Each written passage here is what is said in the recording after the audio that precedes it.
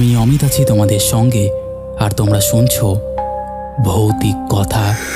কিছু অনুভূতি এমন যা তোমাদেরও হতে পারে। ঘটনা স্ক্রিপ্টিংয়ে রয়েছে নেহা।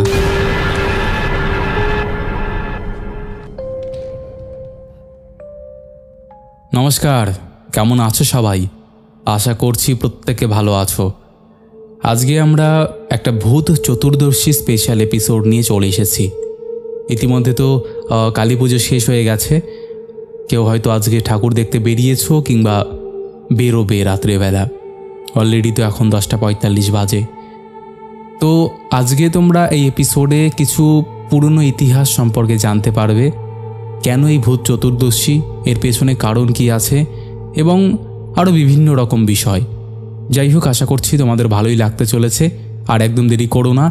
যারা ঠাকুর দেখতে বেরোবে ভাবছো তারা বেরিয়ে এসে শুনে নিও, আর যারা বেরোওনি বা শুনতে পারবে তারা মন দিয়ে শোনো। প্রথম ঘটনাটা আমাকে যিনি পাঠিয়েছেন তিনি তার নাম প্রকাশে অনিচ্ছুক, তাই এই পুজোর দিনে তাকে আমি সম্মান জানিয়ে তার নামটা এখানে উজ্জ্ব রাখলাম। সে লিখছে, গত বছর আমার দাদু মারা গিয়েছিলেন। আমি জীবনের সেই ক্ষতগুলো আজও মনে রাখতে পারি। দাদুর হাসি, তার তীক্ষ্ণ চোখ, ঘরে প্রবেশ করলে যে শান্তির অনুভূতি দিতেন। দাদু ছিলেন আমাদের পরিবারের এক প্রকার রীতি ও ইতিহাস। গ্রামের ছোট বাড়ির প্রতিটি কোণ, প্রতিটি ঘর তার স্পর্শে ভরা। আমি ছোটবেলা থেকেই দেখেছি দাদু ভূত চতুর্দশীর সময় কিভাবে বাড়ি সাজাতেন। প্রতিটি প্রদীপ, বাতি, কাণ্ডারি ঠিক মতো বসাতেন, আর পরিবারের সবাই চুপচাপ বসে প্রার্থনা করত। আমি জানতাম এটা শুধু আচার নয়, এটি দাদুর আত্মার শান্তি এবং পরিবারের শান্তির জন্য। কিন্তু গত বছর দাদুর মৃত্যু আমাদের সবাইকে স্তব্ধ করে দিয়েছিল। মৃত্যু আমাদের পরিবারের জন্য এক অচেনা শূন্যতা নিয়ে এসেছিল। দাদু ছাড়া বাড়ি যেন শুনশান, কোনো মতেই স্বাভাবিক লাগে না। আমি তখন শহরে চাকরিতে ব্যস্ত থাকায় বাড়িতে আসতে পারিনি, ফলে দাদুর জন্য ভূত চতুর্দশীর বাতি দিতে পারিনি। যখন দাদুর মৃত্যু হলো তখন থেকে আমি প্রতিদিনই মনে করতাম, দাদু শান্তিতে আছেন তো, তার আত্মার পথ ঠিক আছে তো। যদিও আমাদের মা বাবা ও পরিবারের সবাই বলতো আত্মা শান্তি পেয়েছে, আমার ভেতরে এক অদৃশ্য চাপ, অপরাধবোধ সবসময় বেঁচেছিল। ভূত চতুর্দশীর দিন এলো। অফিস থেকে ফিরে এসে মাকে ফোন পেয়েছিলাম। মা বললেন, এই আজ কিন্তু ভূত চতুর্দশী, তুমি কি বাতি দিয়েছ? আমি শুধু বললাম, চাকরি চলছে, আসতে পারছি না। মায়ের উত্তর আসলো, বুঝলাম, তবে চেষ্টা করো। তারা জানতো আমি চেষ্টা করব, কিন্তু আমি জানতাম না যে এটা পরবর্তীতে বড় সমস্যার কারণ হবে। রাত 11:30টার সময় যখন আমি একা বসে চায়ের কাপ হাতে, হঠাৎ মনে হলো দাদুর হালকা গন্ধ চারপাশে ভেসে আসছে। ঠিক সেই ঘ্রাণ যা তিনি পুরনো দিনে দেয়া করতেন। আমি বললাম, দাদু আপনি রাগ করবেন না। তবে ভেতরের অপরাধবোধকে দূরে সরানো যায়নি। আমি তখনই বুঝতে পারলাম আমি ভুলে গিয়েছিলাম, ভূত চতুর্দশীর বাতি দেওয়া শুধু আচার নয়, এটি দাদুর আত্মার জন্য একটা প্রয়োজনীয় দিক নির্দেশ। সে রাতে ঘুমের মধ্যে আমি স্বপ্নে ঢুকে গেলাম। স্বপ্নটি এমন ছিল যে আমি দাদুর পুরনো ঘরে দাঁড়িয়ে আছি।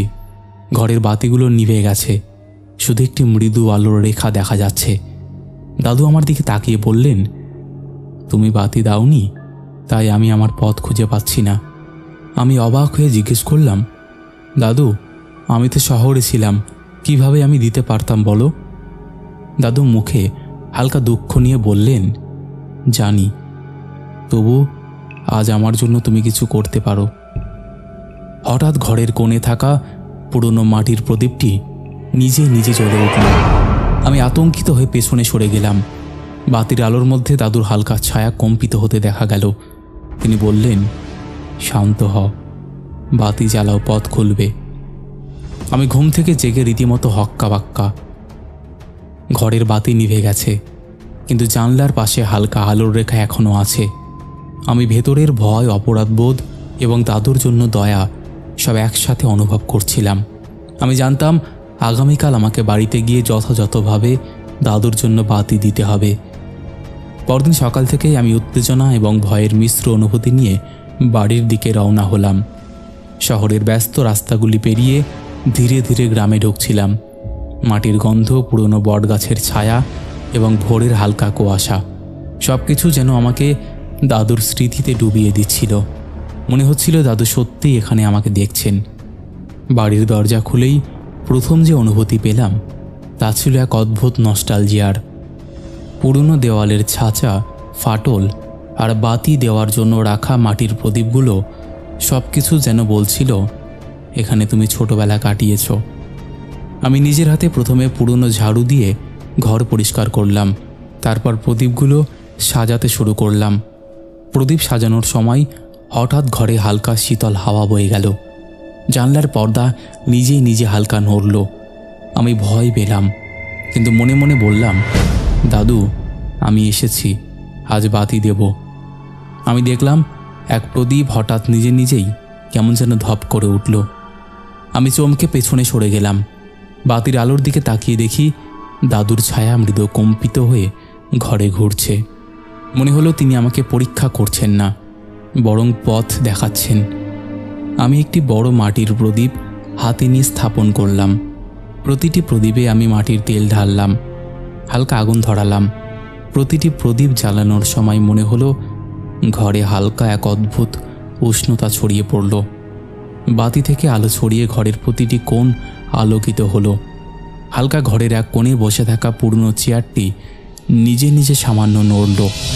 আমি কাঁপতে কাঁপতে বললাম, দাদু আমি আসছি, আপনার জন্য বাতি দিচ্ছি। তখনই ঘরের কোণে হালকা ছায়া ভেসে উঠল, ঠিক যেন দাদু দাঁড়িয়ে দেখছেন।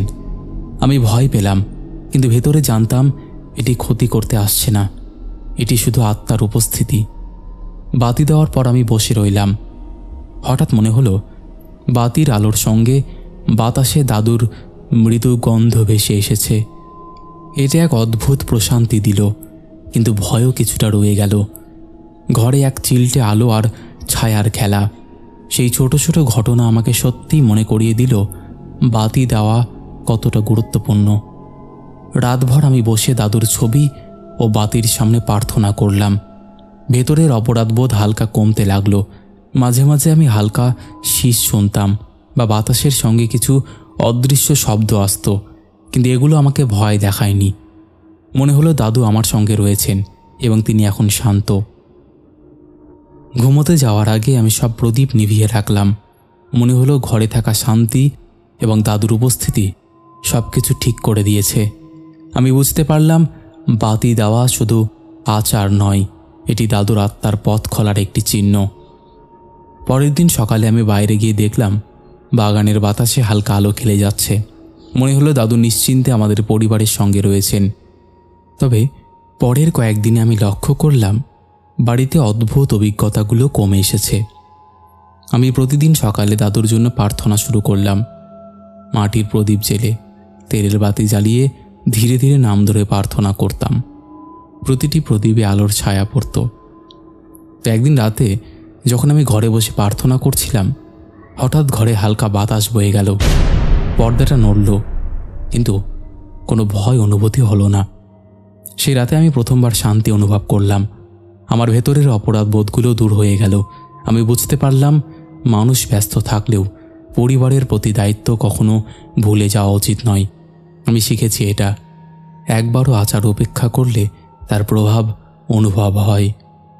তাই আমি সবাইকে বলবো, এই ভূত চতুর্দশীর যে আচারগুলো, তোমরা কখনোই এগুলো করতে ভুলো না বা কখনো এগুলোকে অ্যাভয়েড করো না। সবসময় এগুলো করার চেষ্টা করো যতদূর সম্ভব। একদম যদি শেষ পর্যন্ত না হয় তাহলে কিছু করার নেই, কিন্তু তোমরা অবশ্যই করার চেষ্টা করো। তোমরা যদি বাড়ির বাইরেও থাকো, সেখানেও একটা প্রদীপ জ্বালিয়ে মার সাথে কথা বলে জ্বালানোর চেষ্টা করো। আমরা কেউই জানি না কার সঙ্গে কি কানেক্টেড, তাই জন্যই বলছি এগুলো তোমরা চেষ্টা করো করার। যাই হোক, তোমাদের ঘটনাটা কেমন লেগেছে তোমরা অবশ্যই জানিও। অমিতদা, যদি তোমার ভালো লেগে থাকে অবশ্যই পড়ে শুনিও। ভালো থেকো। তো বন্ধুরা, এই ছিল আমাদের ভূত চতুর্দশীর এপিসোডের প্রথম ঘটনা। আশা করছি এই ঘটনাটা তোমাদের দারুণ লেগেছে। কেমন লেগেছে তোমরা অবশ্যই সেটা কমেন্ট করে জানিও। তোমাদের মধ্যে এখনও যারা এই পরিবারে যুক্ত হওনি তারা যুক্ত হয়ে যেও। যারা ভাবছো ঘটনা শেয়ার করব কিন্তু এখনও শেয়ার করে উঠতে পারোনি, তাদেরকে বলবো অবশ্যই কন্ট্যাক্ট করে নাও। আর একটা কথা, ভৌতিক কথা কোনো রকম অন্ধবিশ্বাস, কোনো রকম কুসংস্কার বা কোনো রকম নেগেটিভিটিকে প্রশ্রয় দেয় না। ভৌতিক কথার কাজ শুধুমাত্র মানুষের জীবনে ঘটে যাওয়া ঘটনা সবার সামনে তুলে ধরা, নচেত আর কোনো উদ্দেশ্য নেই। তাই যারা বিশ্বাস করছো না তারা এগুলোকে এন্টারটেনমেন্ট হিসেবেই নিয়ে নাও। চলো এবার আমরা শুরু করে দিচ্ছি পরের ঘটনা। নমস্কার দাদা, আমি অর্ণব। এখন আমি অন্য জায়গায় থাকি, তবে সেই সময় আমি বারাসাতের দিকে থাকতাম। একটা ছোট বাড়িতে ভাড়া থাকতাম, একটু ভেতরের গলিতে। চারপাশে পুরনো দোতলা বাড়ি, কিছু খালি প্লট, কিছু আধা তৈরি বিল্ডিং। আর রাতে অদ্ভুত চুপচাপ নেমে আসে এখানে। এই বাড়িটায় উঠেছিলাম 2017 সালের সেপ্টেম্বর মাসে। তখনও বুঝিনি যে এই বাড়িটায় একটা বিশেষ রাত আমার সারা জীবনের জন্য পাল্টে দেবে। ওই সময় আমি একাই ছিলাম, বাবা মা গ্রামে, চাকরি করি কাছের এক প্রাইভেট স্কুলে, টিউশনও নিতাম বাড়িতে। আমাদের পাশের ফ্ল্যাটে থাকতো এক বৃদ্ধা, নাম লাবণ্যময়ী দেবী। প্রায় বয়স ওই 80 ছুঁই ছুঁই। কথা বলতেন ধীরে, কিন্তু এক ধরনের উষ্ণতা ছিল মুখে। উনি একদিন প্রথম বলেছিলেন, তুমি জানো ভূত চতুর্দশী কবে? আমি একটু হেসে বলেছিলাম, না ওইসব তো খেয়াল রাখি না। উনি বলেছিলেন, ওই রাতে এখানে আলো নিভিও না। আমি একটু হেসে উড়িয়ে দিয়েছিলাম কথাটা, কিন্তু ভেতরে জানি না কেন একটা হালকা শিরশিরে অনুভূতি হয়েছিল। দিন কেটে যাচ্ছিল ঠিকঠাকই, টিউশন, স্কুল, রাতে পড়া, নিজের মতো থাকা। কিন্তু নভেম্বরের প্রথম সপ্তাহে হঠাৎ সেই চতুর্দশী চলে এলো। কালী পুজোর আগের দিন, স্কুলে অর্ধদিবস, রাস্তাঘাটে উৎসবের গন্ধ, পাড়ায় লাইট ঝুলছে। তবু আমার এই গলিটা কেমন যেন নিস্তব্ধ। বিকেলে টিউশন শেষ করে এসে দরজা বন্ধ করলাম। দেখলাম লাবণ্যময়ী দেবী দরজার সামনে প্রদীপ সাজাচ্ছেন, ঠিক 14টা। আমি একটু তাকাতেই উনি বললেন, এগুলো দিদিমার মুখে শুনেছিলাম, এই রাতে প্রদীপ না জ্বালালে তারা পথ খুঁজে পায় না। আমি হাসলাম, বললাম, আপনি এখন এইসব বিশ্বাস করেন নাকি? উনি শুধু বললেন, সব কিছু বিশ্বাসের ব্যাপার নয়, কিছু জিনিস আছে যে একবার দেখলে আর অবিশ্বাস করতে পারবি না। রাতে আমি নিজের ঘরের লাইট অন করে রেখেই পড়ছিলাম। বাইরে পটাকার আওয়াজ কমে এসেছে, কিন্তু হাওয়ায় একটা আলাদা গন্ধ, ধূপ, আতরের সঙ্গে যেন পুরনো কাপড়ের গন্ধ মিশে আছে। ঘড়ি তখন প্রায় 10টা বাজে। আমি চা করতে গেলাম রান্নাঘরে। তখনই প্রথম শুনলাম কার যেন ধীরে ধীরে হেঁটে যাওয়ার মতন শব্দ ছাদে। আমি ভেবেছিলাম বিড়াল, কিন্তু পায়ের আওয়াজটা ভারী, ধীর আর একটানা। 2 মিনিট দাঁড়িয়ে থাকলাম, আওয়াজ থেমে গেল। জানালা খুলে দেখলাম ছাদে কেউ নেই, শুধু পাশের বাড়ির টিনের ছাদে একটা আলোর রেখা পড়ে আছে। আমি আবার ঘরে ফিরে এলাম, কিন্তু অদ্ভুত এক অস্থিরতা চেপে বসেছিল। ঘড়ি 11টা পেরোতেই হঠাৎ দেখলাম করিডোরে লাইট ফ্লিক করছে, একবার জ্বলছে একবার নিভছে। বাইরে বেরিয়ে দেখি সব বাড়ির দরজার সামনে প্রদীপ জ্বলছে, শুধু আমার বাড়িরটাই নেই। আমি ভুলেই গিয়েছিলাম কিছু দিতে। অদ্ভুতভাবে সেই মুহূর্তে মনে পড়ল লাবণ্যমণির কথা, আলো নিভিও না। মনে হলো নিছক কাকতালীয় হলেও আমি একটাও প্রদীপ জ্বালাইনি। মনে হলো কিছু একটা ঠিক হচ্ছে না। আমি তখন দরজার দিকে গেলাম, আর ঠিক সেই মুহূর্তে ছাদের দিক থেকে একটা স্পষ্ট টেনে নেওয়ার আওয়াজ পেলাম, যেন কেউ ভারী কিছু মাটির ওপর দিয়ে টেনে নিয়ে যাচ্ছে, ধীরে ধীরে, ঘষে ঘষে, একটানা। গলার ভেতর শুকিয়ে গেল, কিন্তু জানার একটা তীব্র কৌতূহল হচ্ছিল। টর্চটা তুলে ছাদের দরজার কোণে গেলাম। সিঁড়িটা অন্ধকারে ভরা, বাতাস ঠান্ডা, তীব্র একটা পচা গন্ধ ভেসে আসছে ওপর থেকে। এমন গন্ধ আগে পাইনি। আমি টর্চটা জ্বালিয়ে ওপরে উঠলাম, আর ঠিক সিঁড়ির শেষ ধাপে উঠে আলোটা ফেলতেই বুকটা থেমে গেল। ছাদের মাঝখানে কিছু নড়ছে, টর্চের আলোয় সেটা যেন সাদা কাপড়ে ঢাকা একটা মানুষের আকৃতি, কিন্তু মুখ নেই, মাথা নেই, শুধু কাপড়টা দুলছে, আর চারিদিকে ছড়িয়ে আছে মোমের গলে যাওয়া দাগের মতো কিছু। আমি ভয়ে টর্চটা ফেলে দৌড়ে নেমে এলাম নিচে। দরজা বন্ধ করলাম। বাইরে কারোর কণ্ঠে তখন একটা অচেনা ফিসফিসানি শোনা যাচ্ছিল, খুব ধীরে কিন্তু পরিষ্কার করে। কেউ বলছে, আলো নিভিয়ে দিসনি তো? গলাটা শুকিয়ে গেল আমার, সারা শরীর কাঁপছে, আর আমি নিঃশব্দে দরজার পাশে বসে থাকলাম রাতভর। সকালে চোখ খুলতেই মাথাটা ঝিমঝিম করছিল। ঘড়িতে দেখলাম প্রায় 9:30। দরজার ফাঁক দিয়ে সূর্যের আলো ঢুকছে, কিন্তু ঘরে কেমন যেন ভারী একটা ভাব, যেন কাল রাতে ঘুমিয়ে আসেনি ঠিকঠাক। আমি দরজা খুলতেই দেখি করিডোরে লোকজন জটলা করে দাঁড়িয়ে। পাশের ফ্ল্যাটের সামনে 2জন পুলিশ দাঁড়িয়ে আছে, পিছনে কয়েকজন পাড়ার লোক। আমি চমকে গিয়ে জিজ্ঞেস করলাম, কি হয়েছে? কেউ বলল, লাবণ্যময়ী দেবীকে আজ সকালে তাদের আত্মীয় দেখতে এসেছিল। দরজা ভেতর থেকে বন্ধ, পরে খুলে গিয়ে দেখা গেছে উনি মারা গেছেন। আমি তখনও ব্যাপারটা ঠিক বুঝে উঠতে পারছিলাম না, কারণ আমি তো কাল রাতেই ওনাকে দেখেছি। উনি তো প্রদীপ সাজাচ্ছিলেন নিজের হাতে, আমি তো কথাও বলেছি। মাথার ভেতরে একরকম গুমোট ভাব জমে উঠল। আমি ধীরে ধীরে দরজার দিকে তাকালাম। সত্যিই ওখানে কয়েকটা প্রদীপ এখনও অর্ধেক নিভে আছে, ধোঁয়া উঠছে, কিন্তু কেউ সেখানে নেই। পাড়ার এক মহিলা বললেন, উনি নাকি রাতে একা ছিলেন, হঠাৎ হার্ট অ্যাটাক হয়েছে। সকাল থেকে খবর দিচ্ছিলাম, কেউ দরজা খোলেনি। আমি হেঁটে চলে এলাম নিজের ঘরে, কিন্তু বুকের ভেতর হু হু করছিল, মনে হচ্ছিল কেউ আমাকে চেয়ে দেখছে। খাওয়া দাওয়া কিছুই করতে পারছিলাম না। দুপুর গড়িয়ে বিকেল হতেই বাইরে মেঘ করে এলো।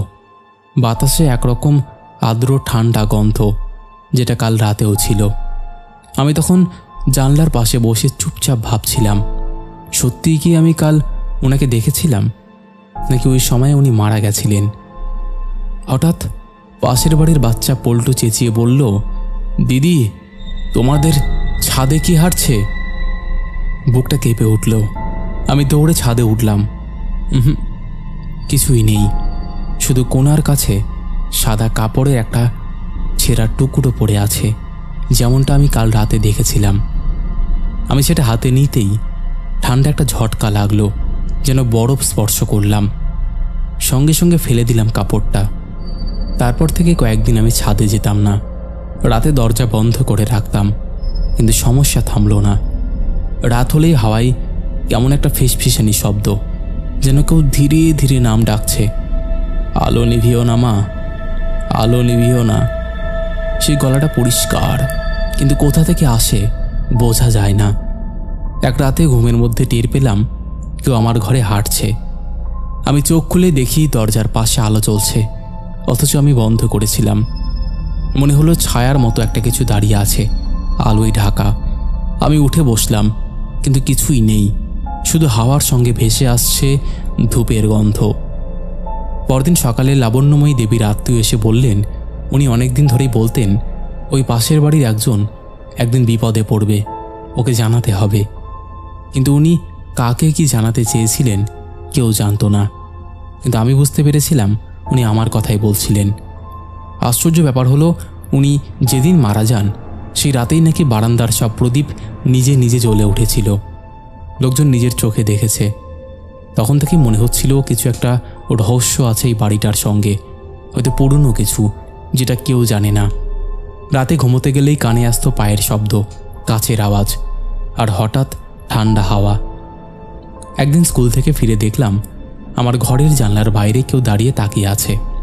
সাদা শাড়ি, মুখ ঢাকা, হাতটা জানলার গড়াদের ফাঁকে রাখা। আমি ছুটে গিয়ে দেখি কিচ্ছু নেই। সেই রাতে প্রথমবার মনে হলো এই জায়গাটা ছেড়ে চলে যাওয়া উচিত। কিন্তু যাওয়ার আগেই চতুর্দশীর রাতটা আবার এসে গেল, ঠিক 1 বছর পর। এর পরের পুরো বছরটা আমি বাড়িতেই ছিলাম। যদিও প্রথম কমাস প্রতি রাতেই ঘুমের মধ্যে চমকে জেগে উঠতাম। মাথার মধ্যে যেন আওয়াজটা বাজত, আলো নিভিও না। কিন্তু ধীরে ধীরে সব কিছু যেন স্বাভাবিক হয়ে গেল। স্কুল, টিউশন, ছাদে কাপড় শোকানো আর বারান্দার গাছগুলোতে জল দেওয়া, সব আগের মতো। তবু একটা অদ্ভুত ভয় চুপ করেছিল আমার ভেতরে।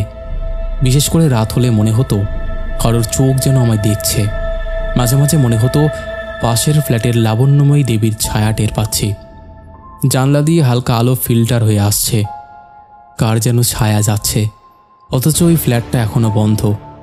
লোকজন বলে ওখানে কেউ থাকতে চায় না, কারণ রাতে নাকি মোমের আলো দেখা যায় ভেতরে, আবার ভোর হলেই কিছুই থাকে না।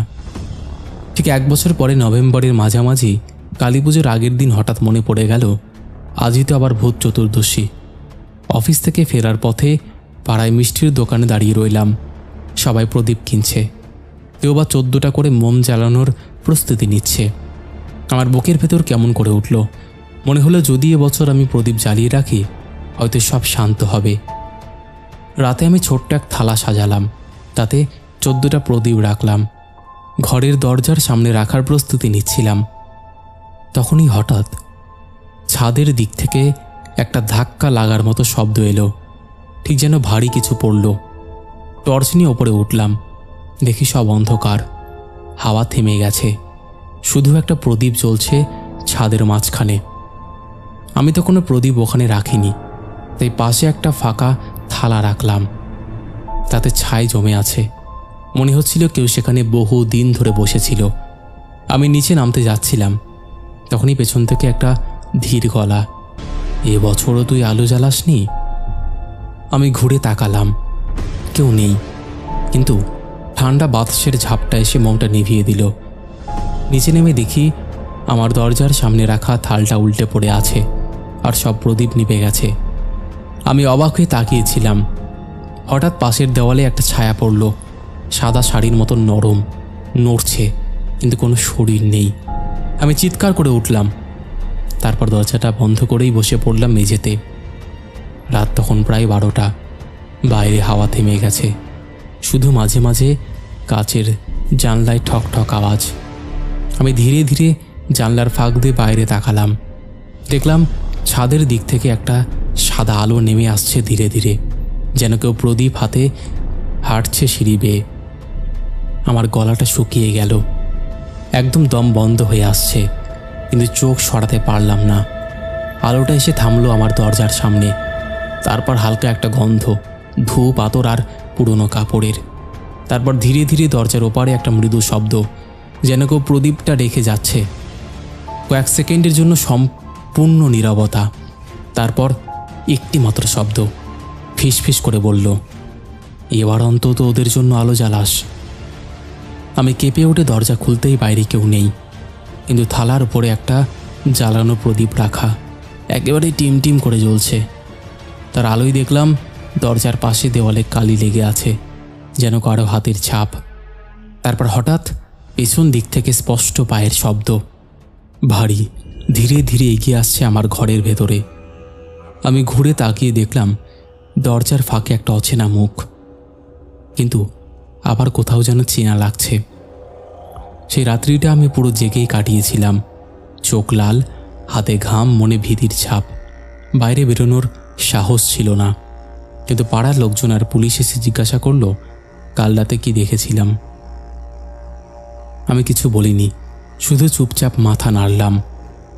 তখনই এক প্রতিবেশী নাকি লাবণ্যময়ী দেবীর আত্মীয়কে ফোন দেয়, আসলে জানতে চাই কি হয়েছে। উনি বারবার বলতেন ভূত চতুর্দশীর আলো রাতে নিভিও না, ওরা আসবে, ওদের পথ হারাবে না। আমি তখন বুঝতে পারলাম প্রতি বছর ওই আত্মারা ফিরে আসে, ঠিক যেন বাড়িতে, যারা সতর্ক নয় তাদের দেখাতে, তাদের নির্দেশ দিতে। সন্ধ্যের দিকে আবার ছাদে গিয়েই দেখলাম ছাদের কোনায় কিছু ছাই পড়ে আছে, কিছু প্রদীপ পড়ে আছে, বাতাসে ধূপ আর পুরনো কাপড়ের গন্ধ। এবার আমি ঠিক করব, নিজের জন্য নয়, ওদের জন্য। 14টা প্রদীপ জ্বালালাম, ঘরের দরজা ও ছাদ উভয় স্থানে। রাতে ঘুমোতে গেলেই হঠাৎ সেই পরিচিত ঠান্ডা হাওয়া, ফিসফিসানি শব্দ, পায়ের ধাক্কা, কিন্তু এবার ভয় লাগলো না। মনে হলো কেউ নিরাপদভাবে আমার পাশে দাঁড়িয়ে আছে। একদম ঘুমিয়ে পড়ি।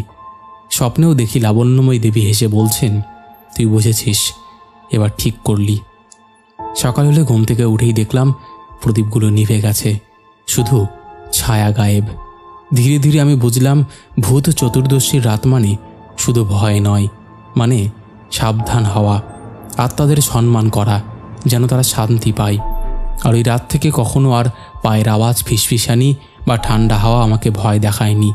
শুধু মনে হয় কেউ সবসময় পাশে আছে, চুপচাপ, তবু প্রায় স্পর্শযোগ্য। সেই বছরের পর থেকে প্রতি ভূত চতুর্দশীর রাতে আমি ছোট্ট প্রদীপগুলো জ্বালাই, শুধু নিজের জন্য নয়, ওদের জন্য। আর মনে হয় ওরা আমাকে আর কখনো ভুলে যায়নি। আর বারান্দার কোণে কখনো কখনো দেখি হালকা ছায়া যেন মাথা নাড়ছে। অমিত, এটা আমার জীবনের একটা অভিজ্ঞতা। হয়তো অনেকেই বলতে পারে এটা একটা বানানো ঘটনা বা এটা বিশ্বাস হয় না, কিন্তু আমি তোমাকে বলছি এর এক শিকিও মিথ্যা না।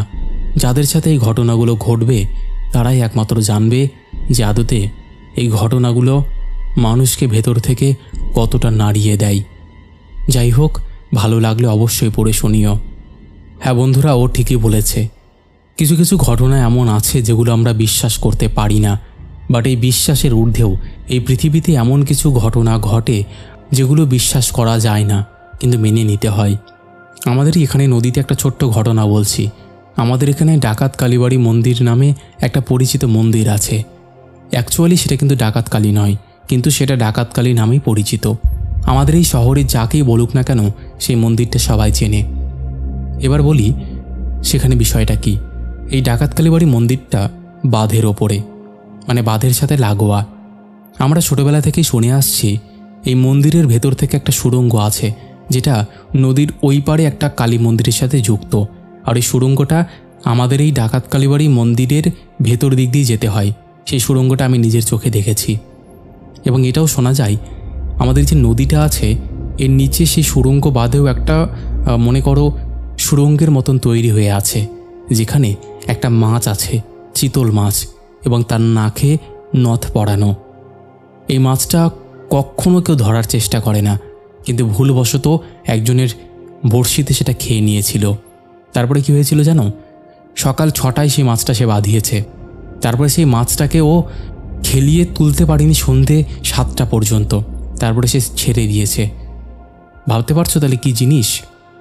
সে মাছটাকে দেখতেও পায়নি। তাহলে কি হতে পারে যে সকাল 6টা থেকে সন্ধে 6টা লেগে গেছে, কিন্তু সেই মাছটাকে তুলতে পারেনি।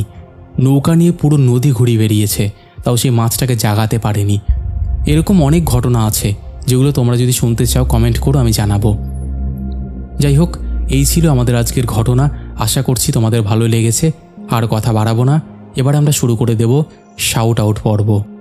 শেষের এপিসোডে ফার্স্ট কমেন্ট করেছে সামিমা রারি, সেকেন্ড কমেন্ট করেছে সাথী সান্ত্রা, থার্ড কমেন্ট করেছে স্বপ্না বাজাল। 3জনই লাভ লাভ রিয়াক্ট দিয়েছে। তারপরে কমেন্ট করেছে পাপড়ি দোলা, সঙ্গীতা মজুমদার, সৌরভ দাস, শিবম চৌধুরী, পূর্ণ ঘোষ, সাগর সাহা, রবীন সামন্ত, তন্ময়, এসকে ইজমালি, প্রশান্ত মোদক, নন্দিনী শীল, সুমন দেব বর্মন, অনন্যা ভৌমিক, শুভশ্রী ব্যানার্জি, মলি পাল, শম্পা বিশ্বাস, ডিজে ব্লগার অনিশ লিখেছে, দাদা কাল তো ভূত চতুর্দশী, কালকে একটা স্পেশাল এপিসোড দেওয়ার রিকোয়েস্ট করছি। কারা কারা কাল স্পেশাল এপিসোড চাও? অলরেডি আজকে আমি আপলোড করলাম ভাই, তোমার এই কমেন্টটা দেখিনি, হয়তো কমেন্টে চোখে পড়লে আমি চেষ্টা করতাম।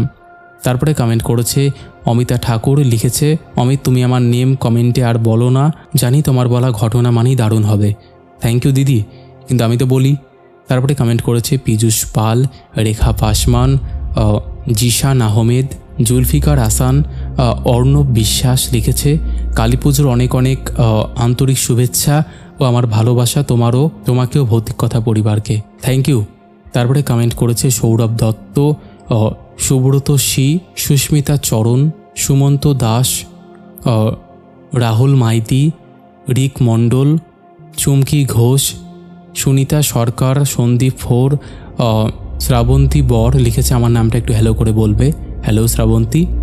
তারপরে কমেন্ট করেছে দেবাশিস পণ্ডিত, গীতা গোস্বামী, শিহাব শাফিরুদ্দিন, জয়দীপ কবিরাজ, এমডি মন, রিক মণ্ডল, পূর্ণ ঘোষ, মনিকা ত্রিপুরা, দিগন্ত সামন্ত, সুকান্ত মণ্ডল, মলয় চক্রবর্তী, রোহিত সান্ত্রা, মনীষাহা দোয়েল, বিশ্বজিৎ দাস, কে এস পাল, সঞ্জীব ঘোষ, সুমিত ঘোষ, পাখি লিখেছে, দাদা ভাই কেমন আছো? আমার প্রণাম নিও, happy Deepavali advance first comment করলাম। হ্যাঁ বাকি ভালো আছি, তুমি কেমন আছো গো? তারপরে কমেন্ট করেছে নিবেদিতা হালদার, শিউলি দে, সৌভিক, কার্তিক সাহা, জবা দেবী, সুশান্ত সাহা, আদিবা মিম, শিল্পা চ্যাটার্জি। এরকম অসংখ্য প্রিয় মানুষেরা আমাদের শেষের এপিসোডে কমেন্ট করেছে, যাদের কমেন্ট আমি আর চাইলেও পড়তে পারছি না। তো আজকের মতন আমাদের এই স্পেশাল এপিসোডটা এখানেই শেষ করছি। আবার দেখা হবে নতুন কোনো ঘটনা নিয়ে।